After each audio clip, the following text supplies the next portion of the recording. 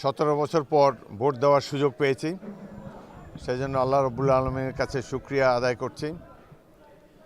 এর ইমিডিয়েট আগের ভোটে যেখানে এসেছিলাম আমি গৃহবন্দী ছিলাম, পুলিশ বাহিনী আমাকে বাড়ির মধ্যে আটকে রেখেছে, ঘর থেকেই বেরোতে পারিনি 16 দিন, নির্বাচনের দিন নিজের ভোটও দিতে পারিনি। তো 16 বছর পর ভোট দেওয়ার যে একটা অভিজ্ঞতা, এটা খুবই আনন্দদায়ক আমার জন্যে। দেশ গণতন্ত্রের পথে দৃঢ়ভাবে এগিয়ে যাবে এটাই কামনা করি। এখন পর্যন্ত কোনো অবাঞ্ছিত ঘটনার খবর এখনও আসেনি, তবে কিছু কিছু কেন্দ্রে জামাতে ইসলামের সমর্থক বা তাদের কর্মকর্তারা প্রচুর টাকা নিয়ে প্রবেশ করেছে।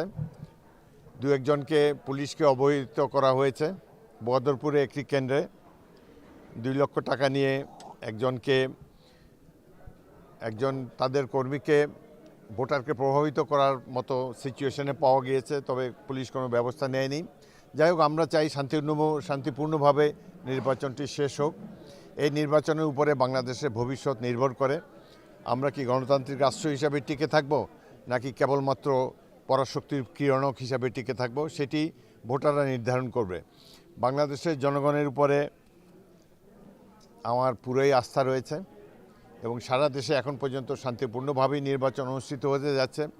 শান্তিপূর্ণ নির্বাচন হওয়ার প্রধান কারণ হলো নির্বাচনে সাধারণত যারা গণ্ডগোল করে, সহিংসতা করে, তারা এখন প্রতিবেশী দেশে পালিয়ে আছে।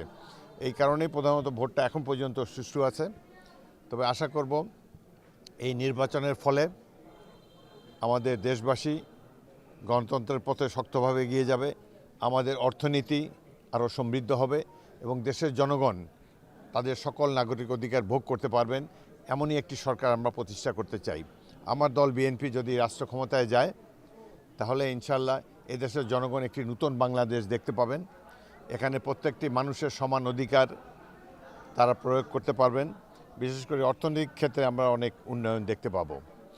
সাধারণ মানুষের যে চাহিদা রয়েছে সেগুলো পূরণের জন্য আমরা 31 দফা কর্মসূচি দিয়েছি।